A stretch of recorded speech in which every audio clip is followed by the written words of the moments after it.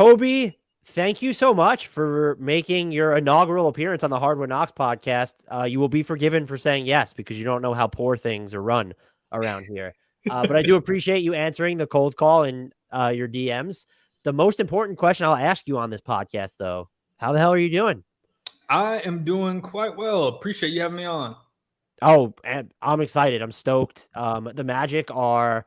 I'm fascinated by every team in the league, but they're a much more fascinating team now after getting Paolo Banchero for sure, and maybe they'll have like some better health with Jonathan Isaac. But I kind of wanted to start by asking you that when you look back on their offseason, were there any like prevailing themes or decisions or inaction tied to this summer that stick with you, or are you maybe surprised that their summer wasn't more movement heavy aside from talent retention and then the Paolo Banchero pick, obviously? Yeah, from a general, so I wrote about this. Their general ethos of their offseason to me was just we're running it back.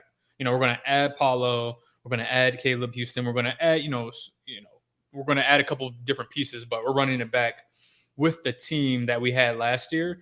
And that was from what I was hearing, what I've been told, and even my own expectations. That's just what I expected them to do. Throughout the season, they made it clear they believed in the young guys. They believed in the path that they were on. They believed in Coach Mosley, Jamal Mosley. And I think they wanted to give it a shot. We talk about the health of this team, and they were one of, I forget the website that keeps track of games missed because of injuries and health and safety protocols. The Magic were all the way at the top, number one, I think right above the Clippers was number 2 or 3, somewhere. They were like 460, 480 something games. So I think they really just want to see what this team looks like and how these young guys grow. Get a full for real offseason, and you have the continuity with the coaching staff, with the players, add a couple pieces, get a little healthier, and then just roll from there.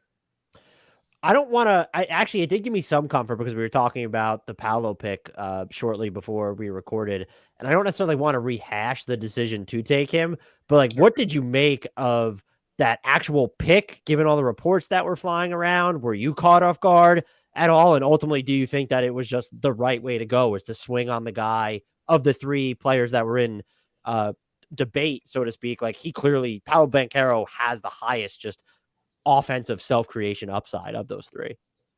Right. Yeah.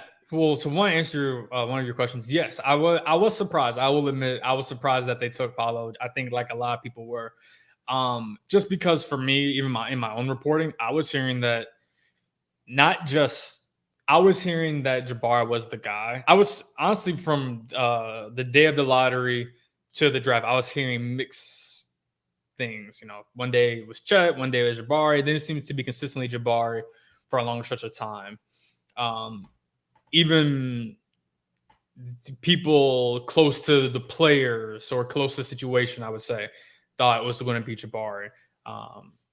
And then, the Magic just surprised a lot of people and say, no, we're going to take Paolo. And I understood why. To me, there was no wrong way. If they choosing sticking with those guys, I don't think there was a quote unquote wrong decision. Like, sometimes you look at a team, look at a roster, say like, no, this is going to be the right decision. Mm-hmm. For them, they had 3 good choices. I think what their choice is going to show was where they were at, where their mindset was in terms of what they thought of their own team already, in terms of their own needs and how they saw it, what they were seeking, but also what they were seeing in terms of their own rebuild, like what steps they wanted to take, what they thought they needed to fill, and I guess what they believe would help put them in the best position. And I wrote from day one or however getting to the draft that Paolo, to me, he has the best potential of being a go-to offensive option in this draft class. To me, that's what he was. So I can see that. I would imagine that's why the Magic took him, because he's a guy who, we saw it in Summer League.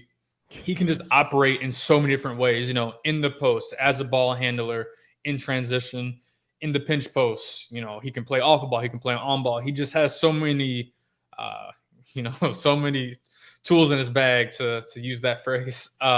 He can just do so many different things. So I get it, especially when you see where the Magic were at offensively last year and how much they struggled. And then you look at their roster. I get why they say, hey, yes, we can see what Jabari does in terms of shooting his defense.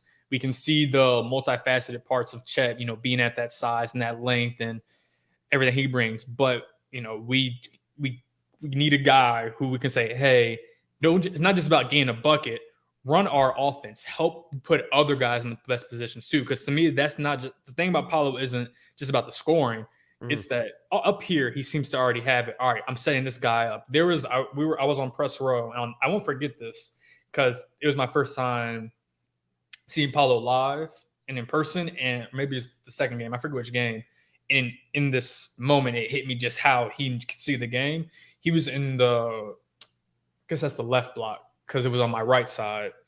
And he was backing someone down in the post. And maybe it was the second game against the Kings in Summer League. And he's backing the dude down. And Caleb Houston, who was the Magic second round pick, is in the weak side corner, just ready to lock and loaded. And Paolo could have made the pass right there. Like the opening was there. But he kept going. Like he kept going in, acting like he was going to go, I guess maybe dunk, go take a layup, whatever it was, trying to get into the paint. And I could see what he was doing is he was just trying to bait the low man, just bait the guy to just come in a little bit closer, just to get inch a little bit closer to the paint. And as soon as that defender took, I think would have been his right foot into the paint, passes right to Caleb. I don't remember if Caleb made the shot. To be honest, all I need to know is Paolo he already sees that now. He knows how to move guys around to take advantage of certain situations. So now I was there, yep. That's what you want from not just number one pick, but just a go-to guy in that sense. Do you think that they will give him that type of agency and carte blanche over the offense from day one? I think he'll have a pretty clear runway. The thing about the Magic is they have a lot of ball handlers, just a lot of young talent. I'm not sure if it's going to look like it would if he was. I guess the other two teams, Rockets and Thunder, they have some young ball handlers too. But how it typically looks for maybe a number one pick, where they just they're the focal point, almost I guess like what it was for Cade when he was in Detroit, or when he's in Detroit, his rookie season. I don't know if it's going to look like that just because in Orlando, you do have, number 5 pick last year in Jalen Suggs. You have Cole Anthony. You have Markelle Fultz. That's 3 guys. There's 3 guards who – some of them maybe, yes, could play off the ball, but they've been shown to be better with the ball in their hands, operating with the ball in their hands. I didn't even mention Franz Wagner, who has talking with him. I don't know when this is going to come out, but I spoke with him earlier today, and you guys can watch him during Eurobasket. It seems like he's ready to take a leap. And then you have Wendell Carter Jr., who's operates as a hub of offense. So it's going to be interesting to see how they balance all of that out with so many guys who could run an offense or can – by possession basis, but I do think you'll see him, Paolo, that is, used in a variety of ways offensively, not just pick and rolls, not just isolation, not just in the post, not just as and the guy at the elbows or as a handoff hub, but just all of it. You'll get to see all of it. And Paolo very much seems like someone who could just score 27 points completely within the flow of a larger ecosystem. Just based on I don't watch guys in college that much. I crash course it before the draft and then summer league. Watching him during those stints, just he is off the charts, and he might. Maybe this isn't even a hot thing. He might already be their best passer. The play that you're talking about, he just feels like I know Markelle Fultz is there. Wendell Carter Jr. is really good there as well. But he just seems like such a high IQ player. I do want to see the ball in his hands a ton, but this is not a necessity for him to have the ball in his hands. Yeah, no, it's really not. And that's actually one of the things that impressed me a lot at his time from what I was able to watch at Duke. And I guess this goes back to his passing. There were times in Duke that you even think to yourself, hey, you could actually just go for it yourself more. You can look for your own shot more. It was actually, I was talking with Jesse, Magic assistant coach Jesse Murmus about this after, I think it was the second summer. It was the summer league game where they had a crazy ending, and it was overtime after they blew a 16-point lead or whatever it was. And Paolo made the pass to Emmanuel Terry for the game-winning shot. And we were just talking about, the mindset, his approach to the game. And we were just talking he could, there were times in that game where he could have just got his own and just try to go for his own shot. But Jesse, we just talked about, he just told me, I like that, he's trying to get guys involved, because sometimes it can be harder to teach them that than the opposite. And I like that he's actively, consciously trying to get guys involved and trying to help make his teammates better already in summer league as a rookie, when really in summer league, all you want to see is, at least as fans or even media sometimes, is see those guys go at it, but he's out here Right. trying to play more of a team-oriented game, even when the ball was in his hands more. I guess my final question on him is, do you have like any impressions or expectations for the type of defensive player that he can be with the Magic, or maybe even just his overarching fit in the front court with Wendell Carter Jr. on that side of the ball? Yeah, I think so. Last year, in terms of the Magic, they had a pretty good, like I would say, really good defensive front court in terms of that combination of Mo Bamba and Wendell Carter Jr. Then you also had Chuma Okeke hop in there, and then Franz would go to the four sometimes. So and they played a variety of different styles, between drop, switch, everything it was. And I think for Paolo, I asked him about this during summer league because there were times in summer league where I thought his defense looked off. He said some of it for him is going to get in better shape, up his conditioning. I think the tools are there for him to be a solid defender. I don't know if about excellent. Just because the wingspan or maybe sometimes the quickness isn't there, but I do think the tools in terms of foot speed and he's big too. So even if guys are a little quicker than him, he has a size to recover. I think there's a runway or a path for him to be solid on that end. It's just going to be more so about his understanding of the game, and he showed at least the offensive understanding. I'm inclined to believe he can understand defensively as well. And then also maybe just get the conditioning up, and then, like he was saying, over the summer, and just get a better feel. I think defensively is going to be where I'm actually going to be more interested and more curious about the growth for him, because the Magic have a lot of defensive-minded guys around him that can maybe mask a couple things, at least especially early on. You do have Jalen, you do have Franz, you do have Wendell, you do still have Mo Bamba. You have a lot. I know we're going to talk about Jonathan Isaac at some point, depending on where he's at. You do have a lot of different pieces, so it depends on that too. And I think it really helps having someone like Wendell Carter Jr., who just played like at a really high level on the defensive end last year. And I still think is more mobile than people give him credit for. And I have a question on Wendell Carter Jr. Let's just skip ahead to that. Yeah. What was like, he had like this refreshing renaissance. It wasn't even a renaissance. It was like a reinvention in Orlando last season. The passing was incredible. He showed, I think, a variety of different shot making. Like I said, the defensive mobility watching him was super impressive. It felt like someone who was very much like, I wouldn't say, oh, this dude's going to be an all-star, but who was on a fringe all-star track. What do you think was just the most underrated aspect of what he contributed to this team? And how do you sort of scale that moving forward, looking at his importance to the bigger picture? The most underrated part, the one thing about Wendell is that you can almost say like all of it's underrated, because some of parts of his game are just understated. Because I spoke with Wendell and even spoke with some of the coaches about this. A lot of what he was doing was the simple things that can sometimes be hard to do. And Jamal says like dominate the simple. And at least to me, what I mean by that, when I took that as like offensive rebounding, crash the boards, run in transition, cut well, all this simple stuff that can accumulate. If you twice a game you make these two cuts, you'll get 4 points out of it, or maybe you'll get 5 because you get fouled. Get to the offensive, like for real, crash the boards. Like his rebounding. Really, I guess that's the underrated part. Like he was ferocious on the boards, like truly a game-changing rebounder throughout the season, and it really just scaled up as the season went along. And I do agree with you in terms of the mobility. That's something that he said that he wants to improve, being able to truly guard 1 through 5. But there was times when like, hey, I think you're kind of already there, man. Like you can move your feet pretty well. I think was sometimes overlooked just how like strong he is. Like it's 270, and it's like you can tell he's a for real 270, like just a big dude. He can body up with the biggest guys in the league. That's why they put him on, Giannis or Embiid or Jokic, because he just has the height, the length, but also the weight and to just hold his own against these stronger, powerful guys. So that's really it. And then as the season went along, he started to show a little bit more of that self-creation, that on-ball creation for himself. Which I was like, all right, so maybe that's the next step you can build off of going into next year. You show you can dominate the simple parts of the game.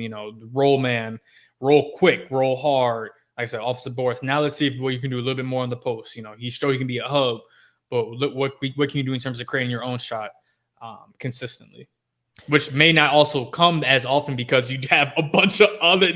I'm gonna coming back to you. Have a bunch of other young guys who are also looking to do the same. And they did some like fringe like dual big two-man stuff last year. I'm really hoping we get to see a ton of that between him and Paolo. And to me, it doesn't matter who has the ball. And that's it. Like, I would just love to see those two operate off one another. I think that's one of the things I'm most excited about with this team. Yeah, no, absolutely. That I forget who I was talking to. I probably said this a couple times, but this front court of Franz, Wendell, and Paolo. I mean, I've said this before. I haven't gotten too much pushback on it, so I'll say it to you. We'll see what the comments are after this post. But I'm not saying passing. I'm saying just overall playmaking. This has to be one of the better ones in the league. Top three in terms of the combination of those three in the front court, not the team, just the front court. Franz, Paolo, and Wendell. Yeah, I mean, yeah, just because when do you have three guys at the 3-4-5 who can all basically operate? And we're not even talking about like, yeah, Wendell Carter Jr. and both Paolo, they can both operate from sort of the inside out, but all three of these guys can operate from the outside in. And Right. that's not something you see at every single frontline spot. That's not something I thought about, but now that you mention it, like, yeah, I mean, like that has to be super accurate.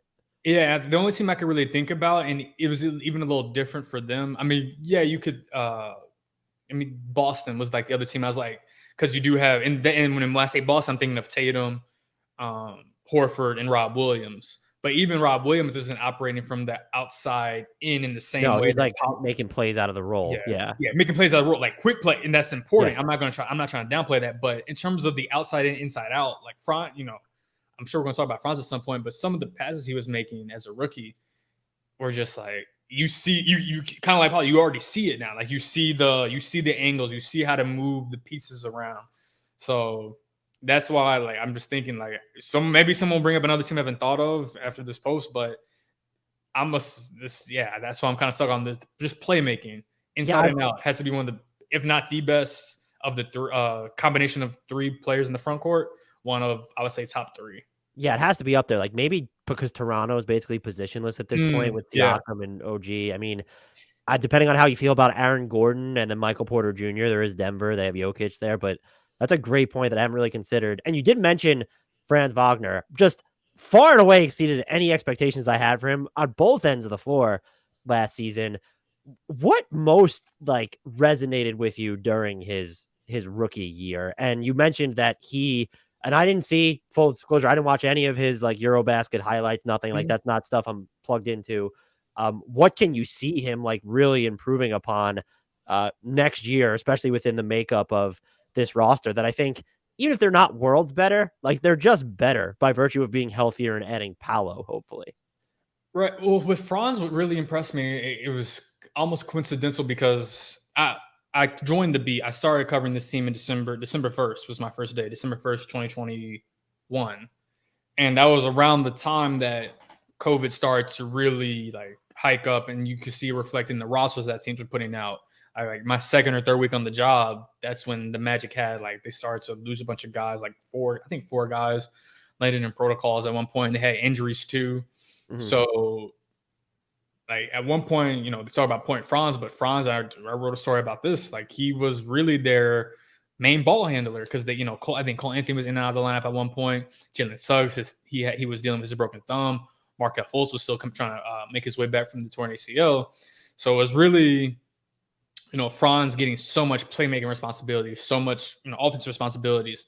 And that was the month that he won Rookie of the Year because he just showed that I can do a lot more than people probably thought he could. From the playmaking standpoint, being able to just run an offense, run a pick and roll, and just do a variety of things out of the pick and roll, whether it's the driving game and being able to get to the rim and just finish with these Euro steps, but also his arms are so long. Sometimes he did in Eurobasket too. He'll go underneath you to like kind of feel like he'll go underneath your arms to finish, or even over you, or just like these really odd angles he goes at.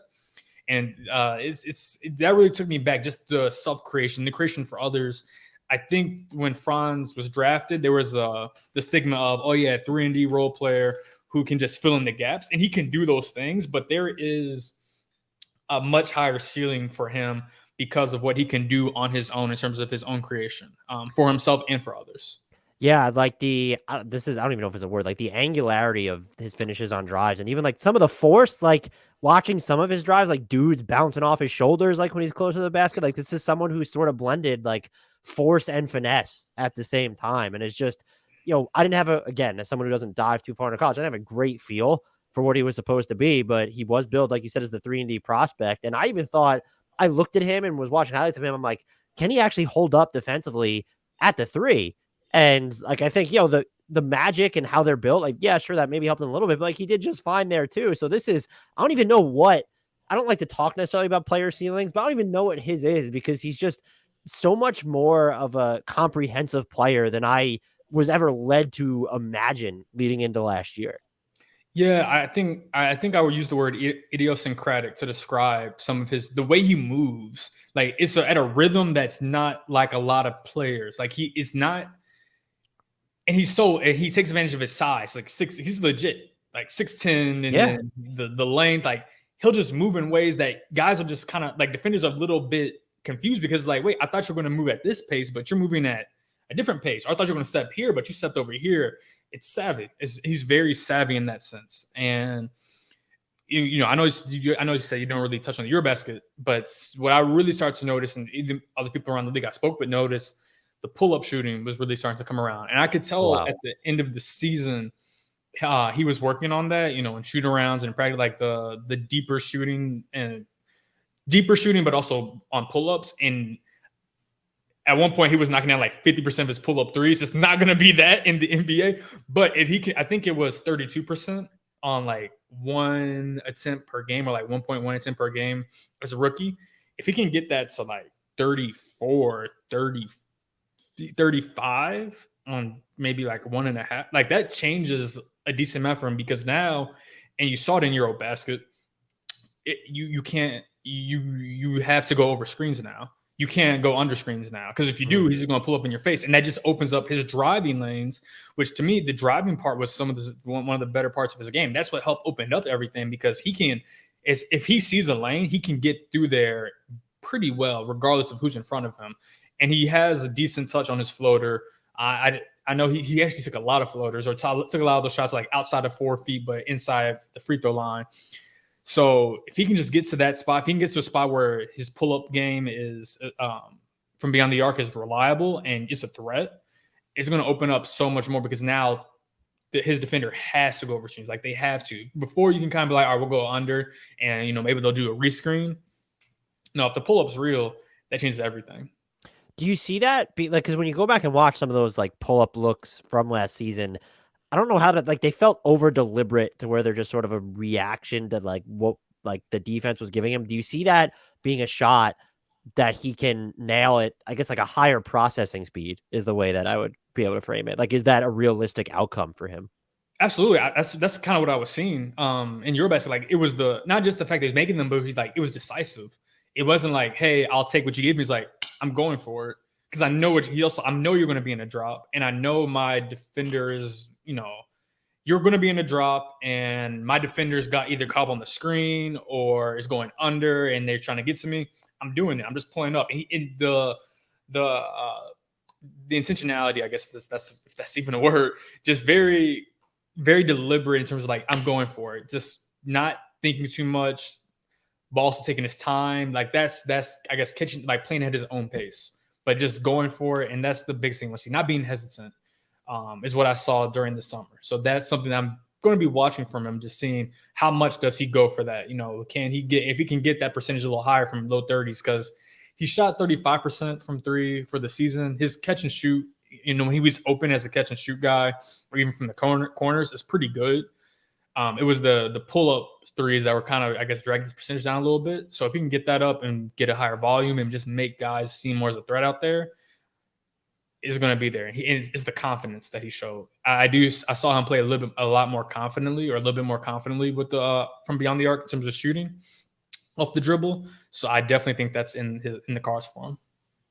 If we would have said a little over a year ago that we'd be addressing Franz Wagner's year 2 before Jalen Suggs' year 2, I think people probably would have thought we were out of our minds. But Jalen Suggs his rookie campaign, it felt like very stop and starty. You already mentioned the thumb issue. He had an ankle issue, and he was also, like they gave him a lot of responsibility on offense, particularly when Markelle Fultz was out too.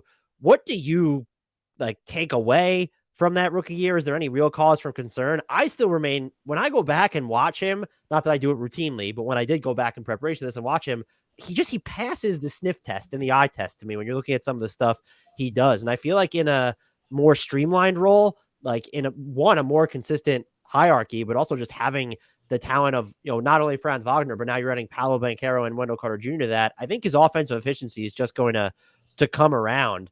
But where do you sort of land on him, and what is like this team looking to see from him specifically in year two? Yeah, I just looked it up just to make sure this was correct. It's in terms of responsibilities. He had the second highest usage rate, looked up on cleaning the glass, of the entire Magic, just like barely behind Cole Anthony. Cole Anthony was at 27.3. Jalen Suggs was at 27 flat %, that is. So yeah, that, and for a rookie guard, that's a lot of just who didn't have like any spacing around him.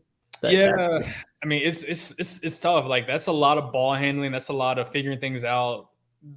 And for me, I think what we saw was a guy who was catching up. He was just learning the game, and what made it tough was the fact that it was stop and go. He did have the thumb issue.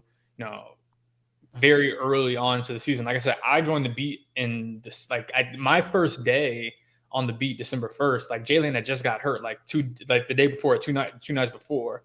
And that was 22 games into the season. Then he comes back in early January, and then he has the ankle issues not too long. Honestly, the best I saw from an offensive perspective, it felt like the best I saw Jalen was immediately after he came back from the thumb injury. He seemed like he took that time while he was injured and really was able to just get a little bit of a better understanding of, all right, things are going to slow down for me a little bit. I can take this time to really just pinpoint things, work on his finishing, which to me, that was something that I noticed from before his injury. Like if you look at the pre-injury Jalen and the post-injury Jalen, his finishing at least immediately did get an uptick, finishing at the rim, that is. So for me, I mean, I think you just saw a rookie guard just sometimes struggle with the pace. Really, we don't have to, I guess, wiggle around. Really struggle with shooting from beyond the arc. I mean, you think 21% on threes, and you wonder sometimes how much did the thumb injury affect him in that sense? Because before the injury, it was pretty rough. I think it was on 25%, but even after the injury, it really took a nosedive. Mm-hmm. So you do wonder how much that impacted things, how much did the ankle impact things. He did have surgery really early in the offseason to address that. So I saw a guy who just struggled, at least offensively, a lot, but defensively, he showed that he can be really special on that end. He can be really special defensive guard. The understanding is there, especially off the ball to me, and he can be, if he can figure out the shooting or even the handles or just one of them. It doesn't have to even be both. He can figure out one of those things. He's going to be a high-level player for quite a while. Yeah, there was a game later in the season. I think it was, and the Magic blew them out. I think it was against Indiana. And he had 10 assists and 14 or 15 points. And that was the game. No, I don't expect him to be a 14 and 10 guy, but everything felt very it just felt right. And he looked comfortable. And it was this is someone who can fill a bunch of different functional holes or check a bunch of different functional boxes. And I think that gets easier for him to do, not just because he's a sophomore, not just because maybe he's going to be healthier entering this season, but just because I think the talent around him is elevated now that Wagner's in year two, now that you have a Paolo Banchero. And he had a lot of point guardy, point guardy responsibilities, which I don't know if that's going to be what's best suited for him. Now, when you sort of knock him down the pecking order even a little bit, where Markelle Fultz is there, and then you do have Banchero and Wagner, if he's able to do more on the ball, along with Wendell Carter Jr., it's like I mentioned at the top, I just think a more streamlined role. And that's not to say he needs to do less, but just something where it's not so, there were points when I watched the Magic anyway, you saw way more of them than I. It felt very heliocentric with Jalen Suggs. And that doesn't need to happen moving forward. No, I agree. I think to an extent, it was helpful for him to get, I guess for things to be a little bit more heliocentric, so he could just, if you want to say it, not force feed, but just like get these reps in so you're not going to learn if you don't get these reps in. Like, we need you to learn what to do in these situations. So we need you to get the reps. And that's what last year was so much about for everybody, a learning process. But I think this season, there's not going to be as much on his shoulders on a possession by possession or game by game basis, because you do have, like I said, you do have like Paolo alone. Paolo alone is going to probably, like, he's going to change the complexion of what the offense looks like. But then you have we're going to run through this roster we're talking about, but every guy on this offense is going to try to look to get a little bit more, especially, you get Paolo back, you get Markelle, like fully healthy Markelle, or get in it, you get Franz, who could take a leap. Like, you just have more guys, less on him to carry. And I think that's honestly probably a better role for him. Even if you told me that coming out Gonzaga for him, I wouldn't say, oh yeah, the best fit for Jalen Suggs is to be like this more heliocentric, main or even secondary ball handler. He can almost like plug holes. But to me, he needs to, I think the shooting, at least for me, I think the shooting is the most important thing for him to improve, going into the second season, but just beyond that too. Because he shows once he can get, like, he's strong, he can be quick, he can be straight line. Once he can get into the paint, but it's going to be difficult for him to do so if he's playing off ball and the guys defending him just sagging off and really just packing the paint because he shot 21% on three as a rookie. Like, he needs to obviously have an uptick in that, just so defenses can respect him a little bit more. I'm not even talking about pull-up shooting, just straight catch and shoot. Just catch and shoot. That's what he needs to do. Because I would imagine he's going to be put in more of those situations this upcoming season, because he's probably going to have to play off ball more. I wonder if just having more trust in his pull-up too. Like, if you watch like him taking ball screens last year, he felt a little indecisive at times and like dribbling inside the arc. There were like moments you saw the form, you saw the decisiveness where he just rises up because the defense is dropped below like the screen too far, and he was able to make them pay. But there's also like moments of where it seemed like he was too reticent. Maybe he's just more decisive in year two, and that goes a long way during the reps where he does have the ball. Yeah, something I hadn't asked him about this summer, and it probably just going to be one of those things that I asked him at some point, whether it's media day or at some point during the season. I'm wondering myself, like, at some point, where did the confidence go in your own shot? Especially, you struggle shooting. Like I said, I think it was like around 25, 26% early on. And then, you get injured, and it's your dominant hand, it's your shooting hand, the right thumb. Like, how does that change things? So I'm curious, like I say, even without the pull-ups, just the catch and shoot, the shot, at least last season, it looked like a solid shot. Like, the base looked good. Like, things looked pretty solid, like in terms of form. Maybe do a couple tweaks, but he looked like he had a good base. I just want to see, like, you just got to go in at a certain point. We made it more than 32 minutes without me asking.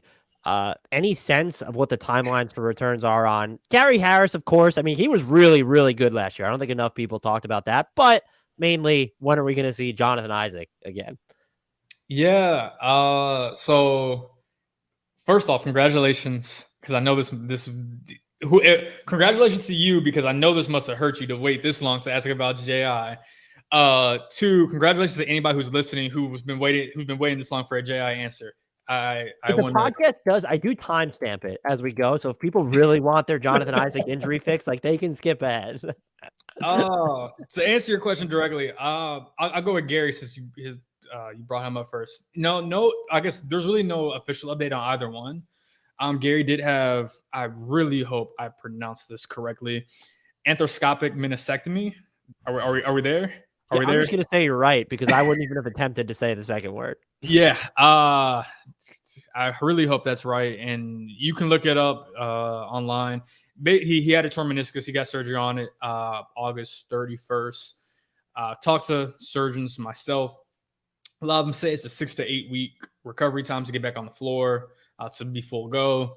That gets you to around like mid to late October. So I don't know. We're gonna find out, throughout the course of the preseason, like, what exactly Gary can do at this point, since it has been close to a month since the surgery. But I would imagine, if the timeline of his recovery is similar to what it is for most players who have that procedure after torn meniscus, he'll be back. I mean, I guess possibly, the Magic open October 19th. Technically, that's a little over 6 weeks out. I think that's 7 weeks to be exact from the surgery. Like he could be back by then, but I could also see it like maybe even late October. But the Magic only play 7 games in October. I would imagine he won't miss too much time depending on what he can do and where he's at with his rehab throughout the preseason and what he's doing during this time. J.I., where we at 34 minutes. J.I., no official update. From what I've seen, seems like he's moving well. I know there was the hamstring issue that he had in March. Had to have a procedure on that, but he seems like he's moving well. He isn't wearing a brace before the hamstring setback. He wasn't wearing. I don't remember him wearing a leg sleeve or brace anymore. Like closer to the time in like February. So no official update on him or what his status is going to be going into preseason or going to the season. That answer will come, I'm sure, very soon once things really kick off. What was it? Was it Monday, Tuesday? One of those days. Day ends and why. Let's just say Jonathan Isaac is back. He's healthy at some point. Like, where does he fit into the long-term vision of this team now? I mean, before he got hurt, and I think I wrote about that. Maybe I'm pretty sure I wrote this like that 2019 to 2020 season before he got hurt that time, because he got hurt at the end of I think the very beginning of 2020, like the first day of January, second day of January. He was looking like one of the better defensive players in the league. And I know you can just if you go on Magic Twitter, there are an abundance of Jonathan Isaac defensive highlights, but you look at them and he's like, this dude can he can move so fluidly, he can move so well, he can defend everybody. I mean, he was their main. He was a guy that in 2019 playoffs when the Magic played the Raptors, he was a guy that you could throw on Kawhi and say just do what you do against him, and Kawhi would struggle just because that size and that mobility and that length and the instincts. Like any player who's that good defensively, especially in what Jamal Mosley teaches, which is defense and being defensively sound, it was something that was, I don't know about underrated, but maybe somewhat lost in the late part of the season. Like the Magic had one of the better defenses post All-Star break, and even season long. I want to say they're a top 12 to 13 defense for the course of the season.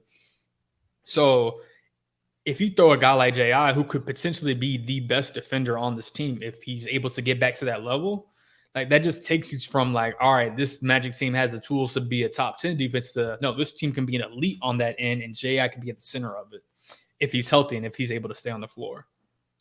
If he's able to stay on the floor, like, should we anticipate seeing jumbo-sized lineups with him, Paolo, Wagner, and maybe Wendell Carter Jr. at the same time? I think I can speak for Magic fandom, Twitter, whoever. That would be like, that's their prayer right now. Like just the throw in Franz, Paolo, J.I., Wendell, and throw in whoever else in that. You could. Some people want it to be Bol. Some people want it to be Markelle. Everybody's 6'9", 6'10", and up. Like, yeah. That. It could be Markelle. It could be Bol. It could be I'm about to spoil something, but this could like the lineup that I thought of, and I was just talking with people about, is like, if it could happen, I would absolutely love to see a Gary Harris, Franz Wagner, Paolo, J.I., and Wendell lineup. That's the lineup I'm like super, I don't know, like just really curious about what that could do. And I throw in Gary Harris because he was an elite, for them, an elite shooter. He was honestly their best shooter last season.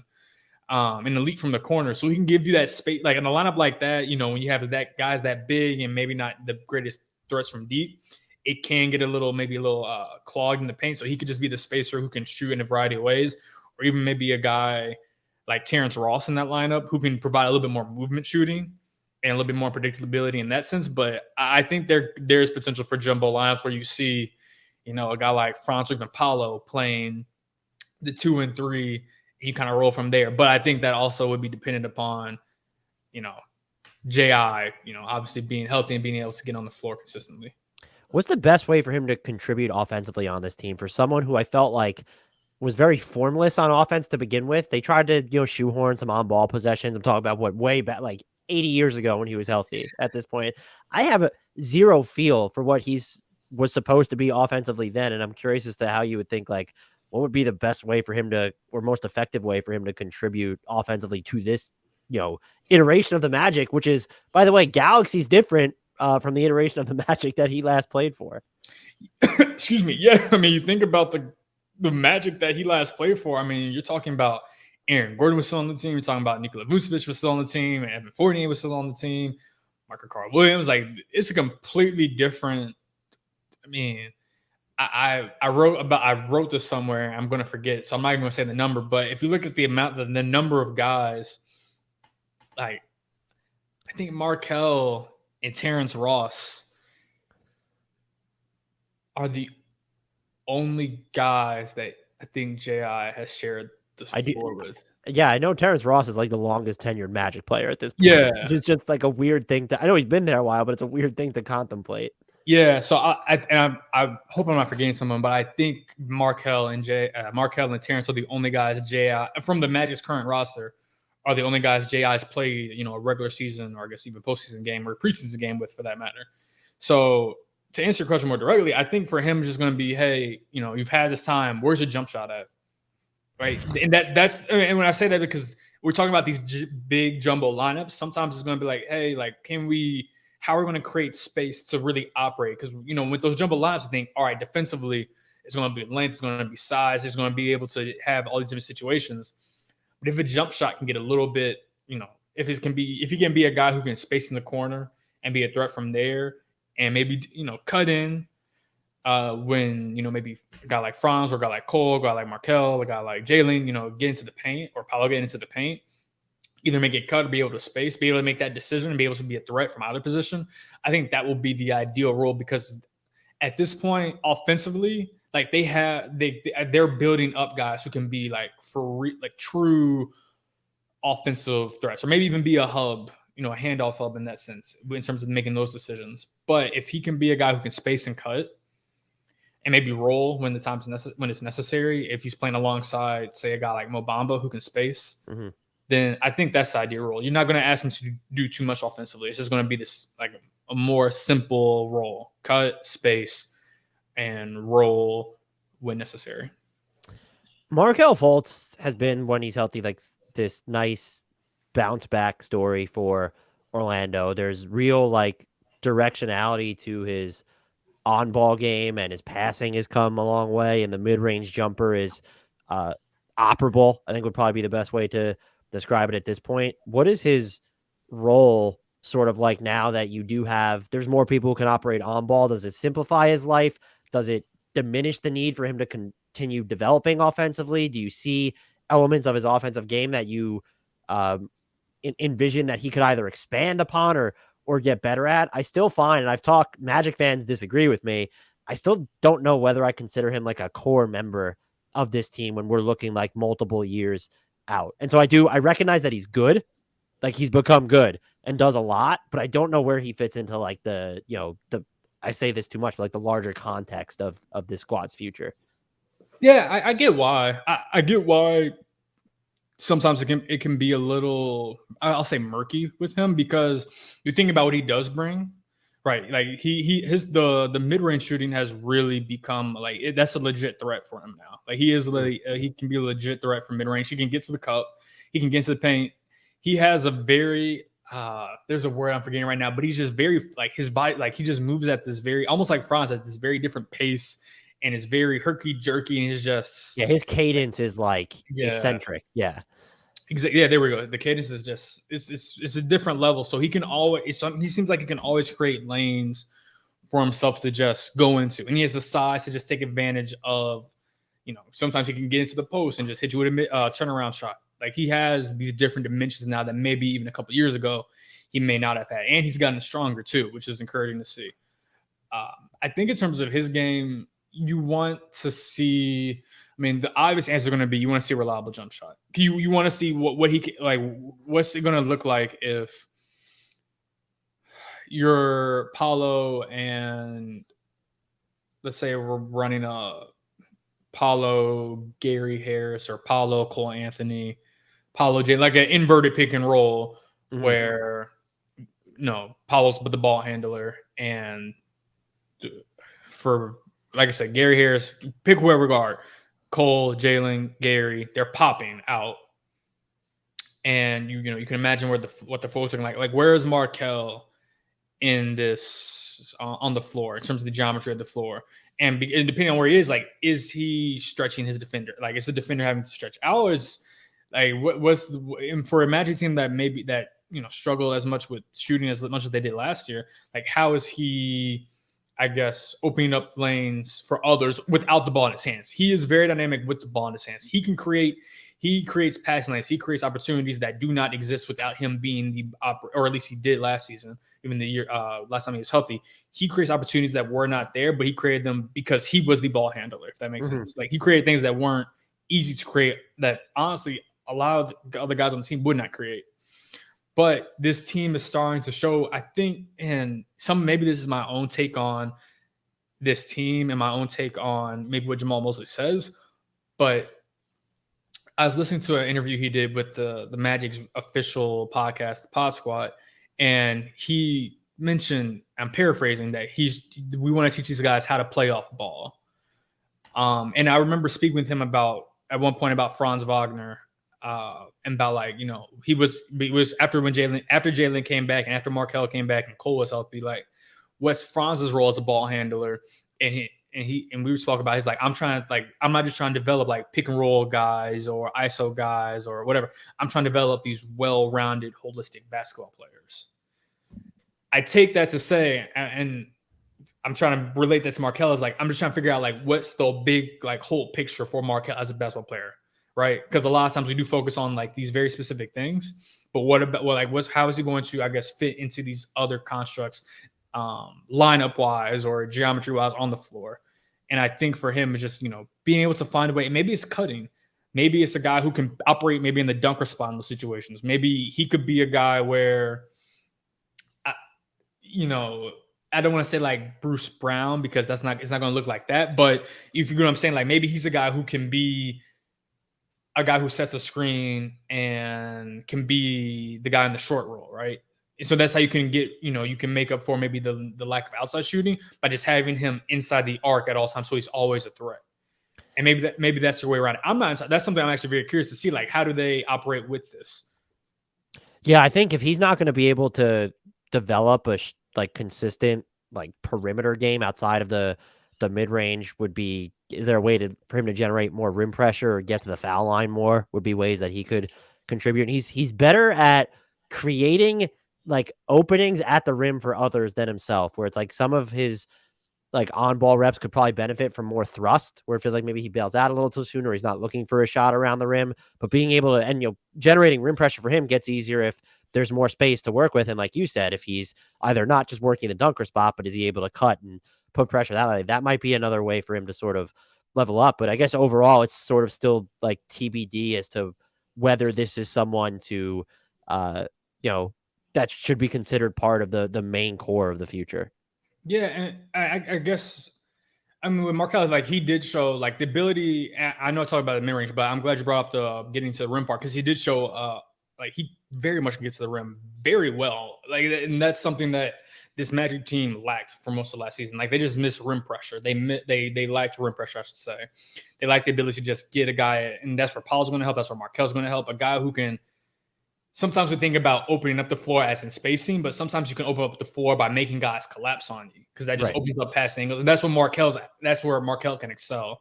And I think where they hope Paolo can excel. Like, even if you aren't spacing, you can excel because you make guys come inside. But I'm trying to figure, the big question is like, what happens if, Markelle doesn't have the ball? Because like I've been saying throughout this podcast, a lot of different guys are going to need to operate with the ball. So maybe it's going to be, like I said, short roll, cutting. It seems like they're willing to just try. I think that's going to be a common theme for the season. Just try a bunch of different stuff and see what works from that sense. Because a lot of what we saw from Markelle, at least this past season, where the ball was just in his hands a lot. Yeah. He had a usage rate beyond, I think it was like 32% after he came back, which that's high. I looked at the number not that long ago, and I was like, really? I was like, I remember the plays, but I'm like, it was that. Even 27.5 for the season is like probably a little uncomfortably high for Markelle Fultz at this point. Yeah, I was like, it makes it, because like the thing is that it made sense because like I remember watching. It's like, yeah, when he was on the floor, and it was also you have to remember the lineup context. He was playing a lot with backups too, so it made sense that it was that high because he was the main ball handler, or sometimes like the sole ball handler in those lineups. Mm-hmm. Also, was like, yeah, that's super high. Like that's going to come down. It's like that has to come down this season. Like I would imagine significantly down. Like it would really surprise me if anybody on this team had a usage rate above 27% or even 26, I should say, just because they're going to be sharing. They're going to have to share so much of the ball, depending on health, of course. Yeah, they very much feel at full strength, like playmaking by committee. Yeah, which the beauty of their team is that they just have. I say playmaking, but Jamal says decision makers, and I think he says decision makers because we think of playmaking as making plays with the ball in your hands. But there's only one ball. It's so cliche to say, but there's only one ball, and there's so many guys. So I think decision makers, and that's what we talk about: cutting, spacing, rolling, being able to figure things out in that sense. I apologize for my dogs making a guest appearance in the background. They're normally quiet for these things. The other player that I'm fascinated by on this team is Chuma Okeke. It's tough to kind of get a feel for what he's supposed to be, but he can be ubiquitous in the passing lanes on defense, and he shot quietly over 36% from three for like almost half the year, and it felt like his release got quicker or more fluid. I don't know what the right word is there for it. What do you like? Where do you sort of land on him? And is he still someone that this team views as ultra important when you're just looking at how many bodies they kind of have where I don't want to say just in the front court, but just how many different types of players and like, bigger, I guess bigger players that they have to evaluate moving forward. Yeah. To your point, it was 35%. He shot 35% in his final 43 games, and not just 35%. I mean, we're talking about he was taking six threes in like 26 minutes per game. I mean, that volume is for a wing player, for a forward, that's out of this world. 6 threes at 36%. It's almost like Jay Crowder-esque, if I guess if you want to say it like that. Just the volume of threes. For Chuma though, I think his rookie year he showed a little bit more playmaking. He kind of because he was on the team like once he kicked off the rebuild before they drafted Franz, before they drafted Jalen, and obviously before they drafted Paolo. Like he showed a little bit more playmaking his first year, and I think this year it was more like the outside shooting was the big thing for him to develop. I think there is a role for him on this team, especially when you do have the defensive awareness and defensive ability as he does. It's gonna be tough for him just because like you said, there are a lot of big bodies. Like you have in terms of maybe bigger forwards, not wings. You have Franz. You have I guess we'll do both bigger forwards and bigs. Like you have Franz, Chuma, Wendell, Paolo, potentially J.I., Bull, Mo Wagner. Did I say Mo Bamba? And then like you just go, I didn't name everybody, but you just go down the line. It's like there's a lot of guys to play. Like where's Chuma going to fit in? And I think when you have you're that good defensively, if he can show that he can be a guy who can shoot 35, 36, 37% on his threes, pretty consistently on a decent volume and just space the floor, there's going to be a role for him. I just wonder, like, is he going to have to play the three more in lineups? Because they do have a lot of big bodies on this team. He played primarily the four last year, and sometimes he even played the five in like these super ultra small lineups. Is he going to have to maybe, show that he can guard threes a little bit better or more, maybe more, not even just threes, but like quicker wings a little bit better, or even some guards in switching situations, just because he may find himself not playing the four as much because they have so many guys who, if you just, you blink to be like, oh yeah, that guy can play next to another big man. And that's just like almost the entire roster, maybe not the entire, but like the entire front line, you can kind of mix and match. But sometimes at some point, you're going to have to play three of those bigger forwards or even bigs together just to get the minutes distribution out there. When you step back and take a look at this roster in full, what projects as like their biggest weakness to you or your biggest concern when you're evaluating them from that type of bird's eye view? It's still so there are really two things. The outside shooting, the 3-point shooting is still I guess a concern. And then I'll leave it at that. I think I was going to say the on ball creation. I think they're going to get better at that. Just more so development. And also getting a guy like Paolo is going to help in that regard. Franz shows it seems like he's going to take steps.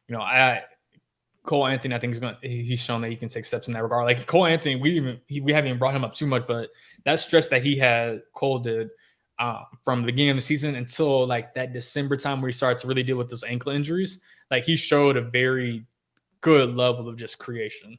And I think if he can, after a healthy offseason, he can get closer to that level. Maybe not in terms of the actual counting stats, but just the being more efficient with those opportunities. That's going to be something very meaningful for this team. But I think it's going to be the outside shooting. They re-signed Gary Harris. They re-signed Mo Bamba. Those were their two best shooters last season. They brought in Caleb Houston. But sometimes I wonder, like, how much are some of their quote-unquote better shooters going to be on the floor? Like, how much, Caleb can be I don't know how much of a role Caleb Houston's going to have on this team. And he has to essentially be one of their better shooters. Is Jalen going to take us, leap as a shooter? Cole he showed to be a decent shooter, but can he get to another level as a shooter?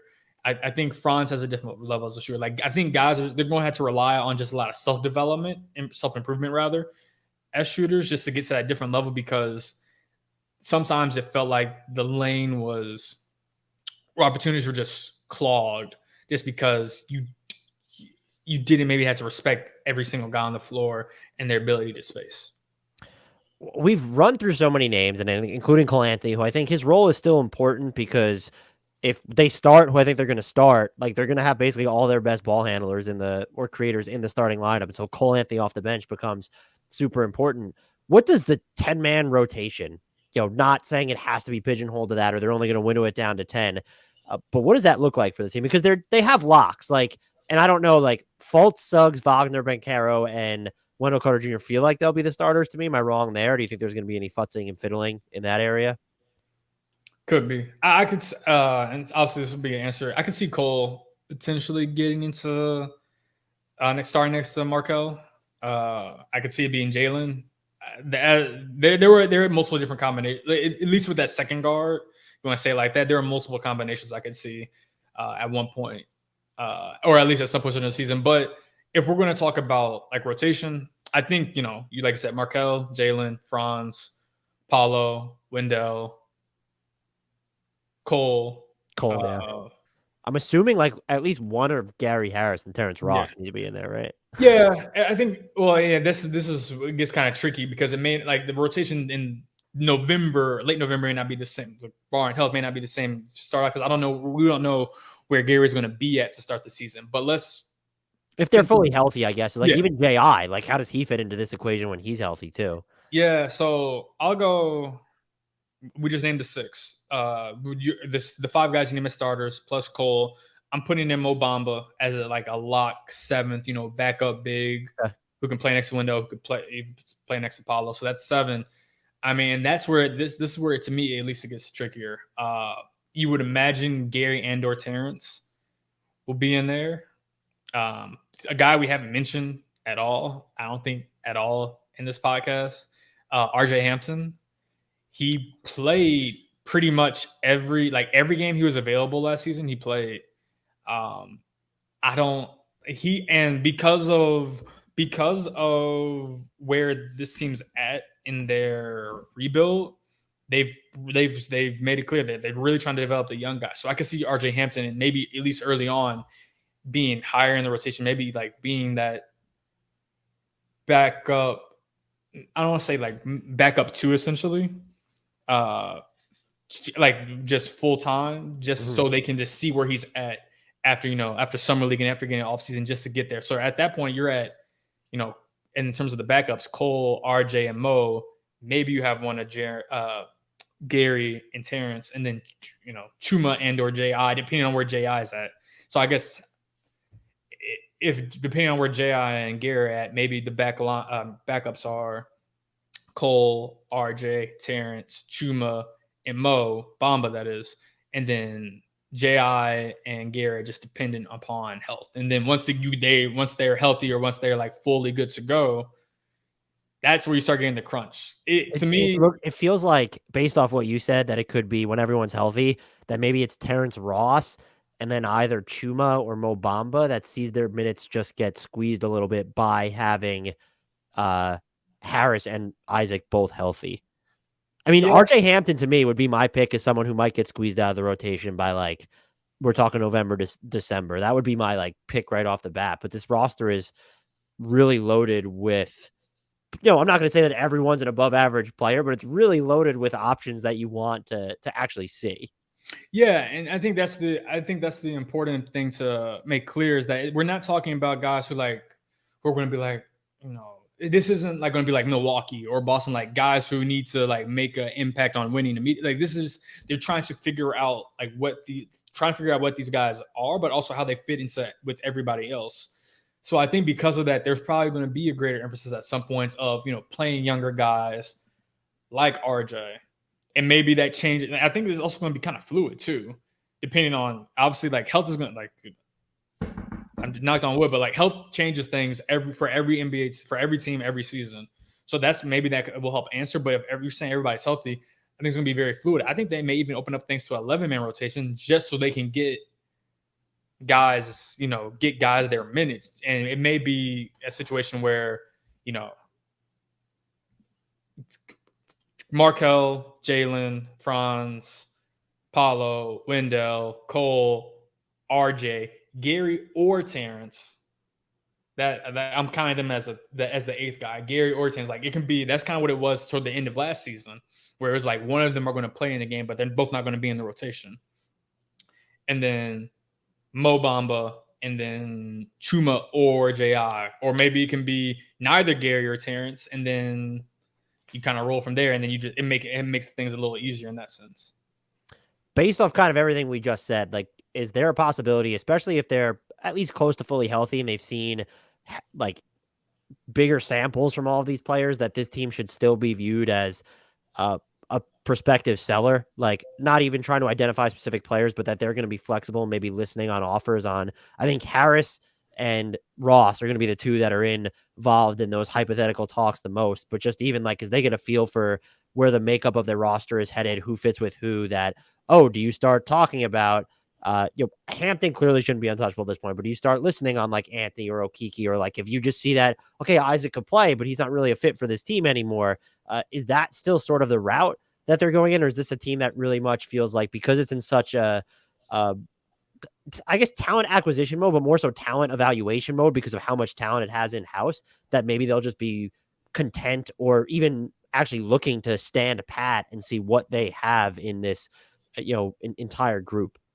Yeah, I think this is before the draft. I think the draft was on Thursday, and like Monday, it was a Monday availability with Jeff Weltman, the Magic's president of basketball operations. I'm pretty sure this was pre-draft. Maybe it was like immediately after the draft, and he even acknowledged that, hey, there's a good chance not all the guys we have are going to be able to get through this process with us, because they're going to want minutes, they're going to want time. I mean, he didn't say this exactly. This is I guess my take on it, but like he said, we need to provide a runway for these young guys, and there's a chance they may not all be able to make it, not make it, but they may not all be here, I guess, at the end of this process in terms of the rebuild.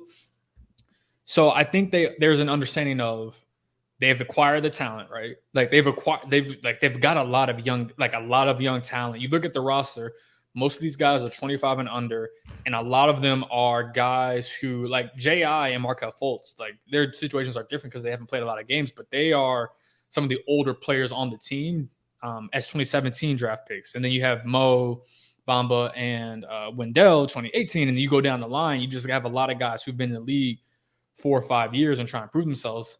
I think you're at a point where you've acquired the talent. Like you said, let's evaluate this talent, evaluate them individually, and evaluate who fits next to who. And you could be at a situation where, you maybe don't need the entire season to evaluate what you do have in some of these young guys. Maybe you just need, 10 games, 15 games, 20 games, and you're looking at the deadline where, like you brought up Terrence and Gary, like those are guys to me. I wasn't surprised that Gary was re-signed. I thought he was going to get more, I guess, more guaranteed money on the free agent market. So maybe he's a guy who a team that maybe liked him during free agency. They say, all right, we saw like what he did in 2021, 2022. It's legit. We're going to make priority to go after him because he's a guy who can really help a contender out, especially at his number of what I think $13 million this season. And that contract felt like it was like built to trade to me when I saw the way it was reported. Yeah, it felt, and especially next year being unguaranteed, the flexibility that you can have with that is just like, okay, well, there's such an easy way for, especially for considering, like I will say last season was kind of tough because it was a 20 million as an expiring, but you take that 20 to 13, which is clearly above the mid level for at least a non-taxpayer. That's much easier to take in. So yeah, I could see Gary or Terrence, maybe being guys who are, of interest from other teams. And then maybe from there, that helps simplify things because then you give your young guys an even greater runway to show what they have. But this year, to me, if last year was about, acquiring talent and, evaluation and when situations that you did have because of injury, kind of sapping some opportunities, this is a full-on talent and team evaluation and seeing where guys are at. And some of it may not be the same evaluations because you have third-year guys like RJ, Cole, and Chuma versus not versus in the sense of like they're battling each other, but in the sense of like how the evaluation is different for second-year guys of Franz and Jalen, and then even rookies like Paolo and Caleb. It may be different valuations from player to player, but it's going to be a lot of what, not only who are these guys, but what, like I said, what fits, who fits together, and where can we go from here? You're Coach Jamal. Everybody's healthy. I know this is somewhat matchup dependent, but who is your go-to crunch time unit for the Magic? Is it just the my projected starting five, or is it something different? My go-to closing lineup I'll start big and go small. Wendell, Paolo, Franz, everybody's healthy.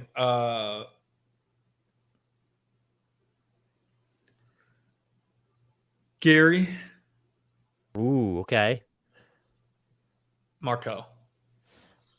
Wow, Suggs getting left out. I mean, if you're trying to win a game right now, based off what we saw from Suggs last season, that probably makes a ton of sense. Yeah, I think, and I was going to mention this earlier. Now that I brought this lineup up now, like honestly, to me, like and I understand why this may not happen from day one, especially now that Gary's hurt. But if this team was if we're viewing this team in a different context, that actually just may be one of their better lineups to me. Because I think it also it will help make it easier to get maybe like in terms of Markelle, Jalen, and Cole, like help them out in the sense of, all right, you guys are going to have a little bit more freedom to play as backups, if that makes sense, right? Yeah. I mean, let's say I forget what's the Cole and Jalen. That is like they can have a little bit more freedom as backups in that sense. Once where they're playing, they're leading. Basically, they're leading the second unit, kind of like they led the first unit last year, and they can play off of each other while having maybe another starter, whether it's Franz or Wendell in the lab with them with other backups. So that to me was this is a lab I'm very interested in seeing. I'm not sure how much we're going to see of it, but that Markelle, Gary, Franz, Paolo, Wendell. If it was me, I would just be interested in seeing that lineup close games. And yeah, I would be really interested in that. But the funny thing about the Magic is that they just have so many options. Like you could say, hey, take out Gary, put in Suggs, and just have this this just strong, big guards and just this big front line. Or you could say, go point guardless and take out Fultz and maybe roll with that. Just if you think you need more offensive juice with Suggs and Gary Harris and then the other three. Right. You can really mix and match with the guards. I put in Gary just because he was their most, in terms of the guards, the most reliable combination of shooting and defense. Like you have shot 50% on drives last year, I think, too, which is felt like he flew under the radar where it was like, oh, Gary Harris is so bad now. And I was like, oh, Gary Harris is good again. Yeah. Well, that's why I was surprised when his number came in at, 2 years, $26 million. I was thinking, did people not see Gary Harris play last year? Because I saw a dude. I thought he was going to get much more than that in terms of both the money and the years. Like I thought he could have been a guy who got. Even if it Maybe was not. 13 million a year seems right, but like the fact at how low the guarantee was overall, and then even the contract length, if it was a player option or something, and it was like, oh, he wants to get back in the market sooner because the cap is going up, but it wasn't even that situation, and so that I was fairly surprised by that outcome as well. Yeah, like I think there were. I mean, maybe it's also just part of the magic, just kind of flying on the radar. Because maybe Jalen, people didn't see what they want to see from Jalen early on. You can tune them out in that sense. And then, after Cole got hurt earlier on, like started dealing with the ankle injuries early on, it became less, I guess, in that sense from a national perspective to like have to want to tune in every single night. But there are a lot of things that flew under the radar. Franz, to me, his rookie campaign kind of flew under the radar. And just what he showed. Gary, just the bounce, like, it was a bounce back season. It was his most efficient scoring season and his healthiest season in like 4 years or something. Like it was since he was compared to like Kawhi Leonard 2.0 at one point. People were wondering. Fast forward half decade, and yeah, this season with the Magic. Yeah, I was just like, man, but like this dude just showed up. Like it was really like because he did like Gary. That is like his October, November is kind of up and down. Like he was getting himself back into the rhythm, but once December took off, from like December until the All-Star break, maybe like March, and then like that's when the rotation, the changes start to happen. He started to play more young guys. But from that December to like early to mid March, just like Gary was like, I know this is crazy talk, but I was just like, this dude's gonna get like, I'm not gonna say like paid, but he's gonna get like a decent contract, and he did. But I just thought it was gonna be more. There was so little like cap space on the market, so unless he was just going to take the non-taxpayers mid-level, he ended up getting more than that on a per-year basis. Like that might have been sort of a force at play there. Yeah, too. even then you could have done like a signing trade or something. Yeah, that's true.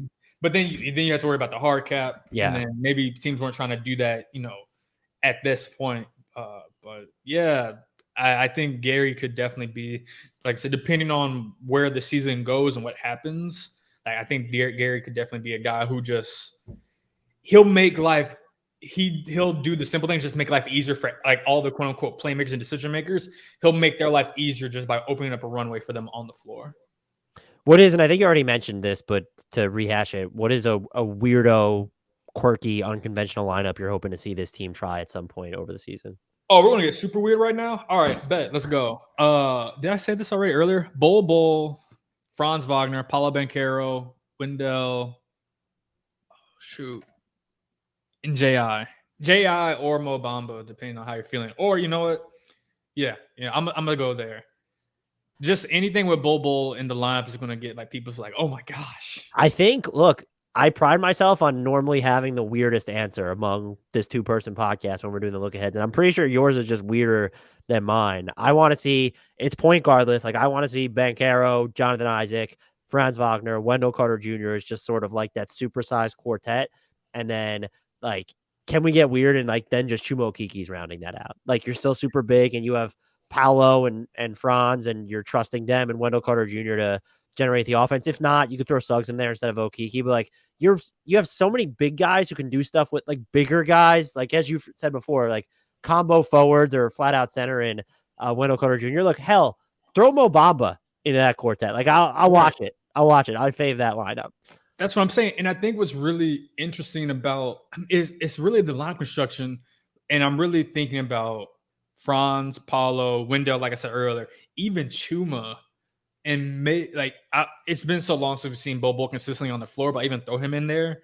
The playmaking ability is just like is different from what you would normally see from guys in those like in that quote unquote 3-4 tweener, maybe 5 in some situation, like small situations, because you don't always see that passing ability in those guys. You think of like just kind of more like 3-and-D, but they're almost like defense plus passing, and then you just want to see the shooting.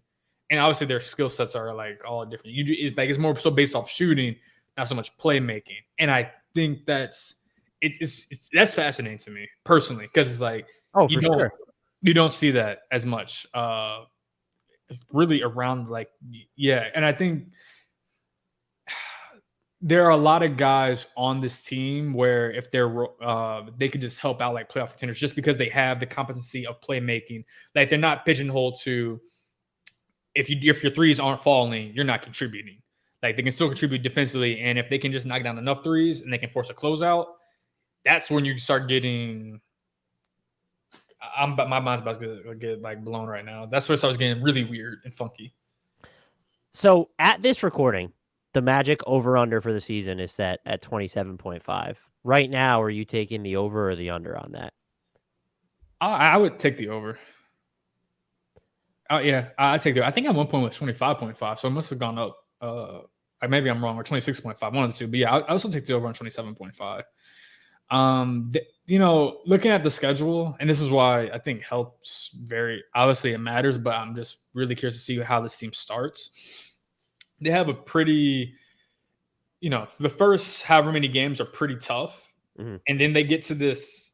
I think I'm trying to look at it right now in real time. They have, I think it's like this mid-November to mid-December. Yeah, it's this or late November to late December stretch where they play like basically every team they're going to play was a team that was either in the play-in or in the playoffs last year. That's going to be the stretch where we really learn, all right, is this team can be a surprise team in the, in the play-in picture potentially because of the talent they already have. I think sometimes when people think about the Magic, like, oh yeah, Paolo's there now, but I think sometimes people forget, oh yeah, like they already have so much young talent already there. Like this team could be a surprise team, but that stretch from late November through late December, I think of like 14 games, is going to be the eye-opening stretch to me of the season. Because if they can even go, I might even say 500, but if they can go, if it's 14 games, that may be off by a game or so. If they can go like 5-9 or 6-8, that just staying around close to 500, just barely, that's just like, all right, you guys, if you guys can stick around with these teams, then you guys can definitely make noise in the East. But especially, at least from a playing perspective, but if they're not not healthy or if they're just struggling and hobbling through that stretch, then that could be a stretch where it's just like they are set so far back that it's just difficult to recover from. But I still think even with that, they can get to around 30 wins, 30-ish wins, maybe. I'm inclined to go with the over as well, but it's also like they had 22 this past year, so getting to 28 would be 6 more. Victories are just going to be hard to come by in the East, and I don't think there's a team that we can confidently point at in the East and say they're going to be worse than the Magic this season. Maybe Indiana, if they really lean into it and get rid of Miles Turner, that'd be the team I'm most confident in. I don't know about Detroit. It's certainly in the conversation. Now they've brought in Bogdanovich and just the idea of Cade Cunningham with more shooting. And there will always be teams that implode. And I think the Wizards, the Knicks, and the Hornets are all good candidates to just absolutely go belly up this year. But that's kind of the predicament that Orlando is in, is that I don't think you'd be hard pressed to convince me that there are definitely going to be 2 teams. Look, if you told me the Magic finished 10th, I wouldn't be shocked just looking at like the depth and the upside of this roster. But it's hard for me to pinpoint and say, these are the 2 teams that I know they're going to be better than next season. I'd be willing to bet they're better than the Pacers, who very much seem trying to be bad by design. And I might be willing to include the Pistons in there, but I love Cade, and like they just got, unless they're planning on rerouting Bojan Bogdanovich at some point, like those are really, and then after that, it's just you would have to be banking on things going wrong, like massively wrong everywhere else. Yeah, I think that's more so. I think that speaks less about the Magic, more so about the quality of the East. Oh yeah, it's just not a Magic thing. The East is just like deadly right now. Yeah, so even like a team like, you kind of go down the list. I'm looking at the Saints right now. So like obviously you have your Miami, Boston, Milwaukee, Philadelphia, Toronto, Chicago, Brooklyn, Atlanta.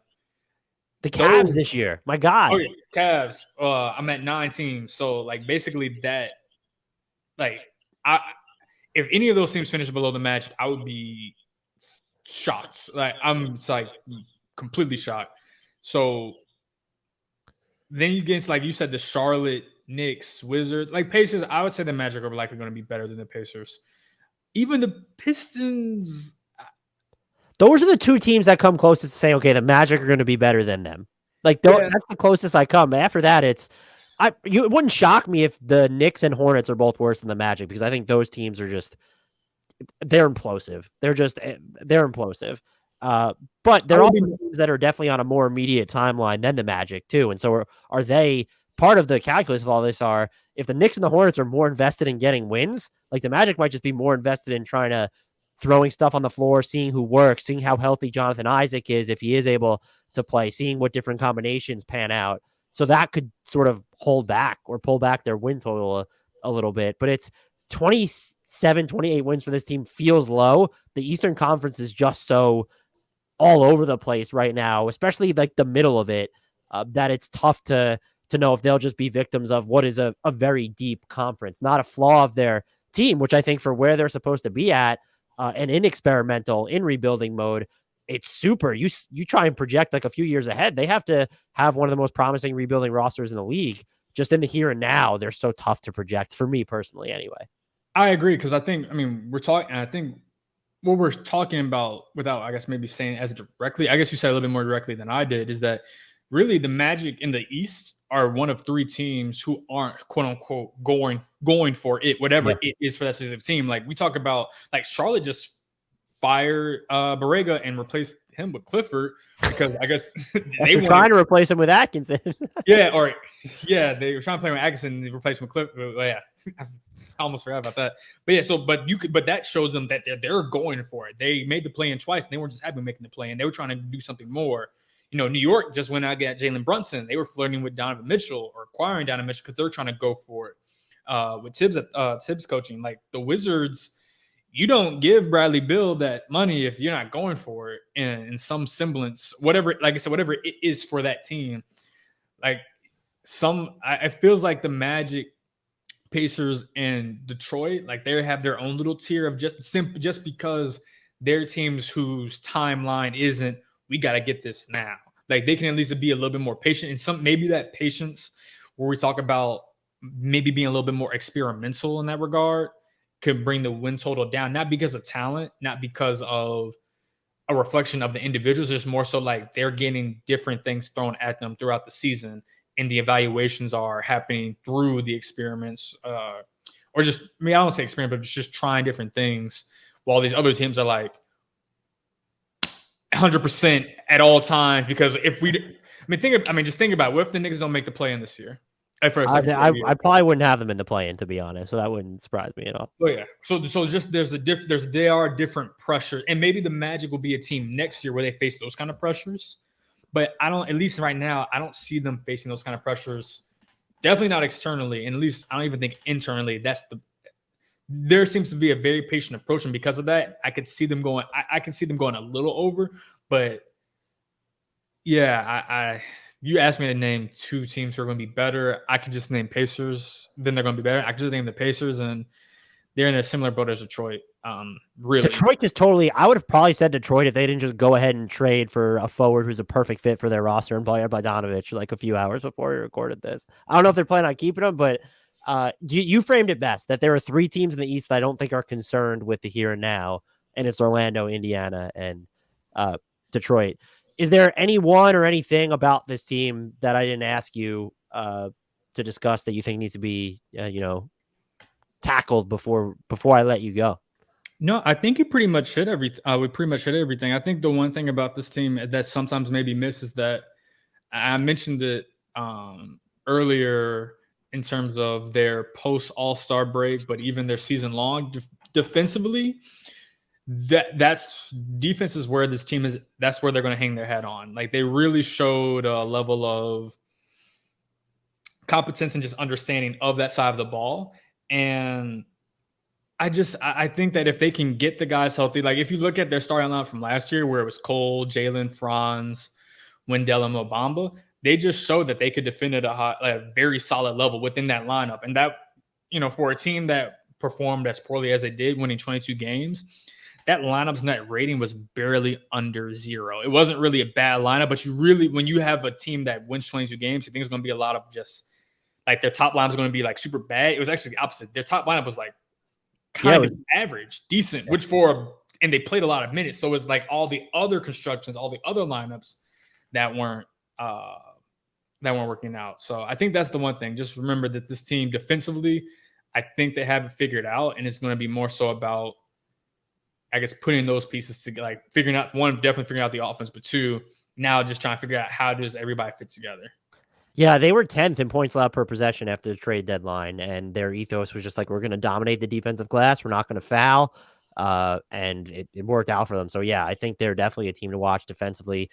Kobe, I said before we started that if we did 90 minutes on the Magic, something went incredibly right or absurdly wrong. We did about 85 minutes on the Magic. I'm just going to go ahead and say that something went absurdly right. This was great. Thank you so much for your time. Are you able to tell our listeners where they can find you and all the great work that you're putting out? Oh, absolutely. Thanks for having me. Yeah, you guys can find me. Follow me on Twitter, KHOBI_Price, PRICE. Subscribe to the Atlanta Sentinel. We're going to have media days kicking off, training camp kicking off pretty soon. So that's where you can follow my work. I'll be reporting on and covering all the ins and outs of the team and whatever quirkiness in terms of lineups that they may or may not put out that people may get a little excited about. I'm going to need like a Twitter tag if they roll out the lineup that you're talking about, where it's just like all bigs, including Bobo. I'm going to need to, so that I can, if I'm not watching, I need to be able to watch immediately. So what I say was Bobo, Franz, Paolo, Wendell, and like one of either JR or Mobamba. Okay. Yeah. There we go. If yeah. that, I need to, if I'm not, I'm going to need an alert if that lineup gets rolled out. Thank you so much again for being so generous with your time. I hope you let me pester you again in the future, and I'll talk to you soon. I know. Absolutely. My pleasure. Thank you for this.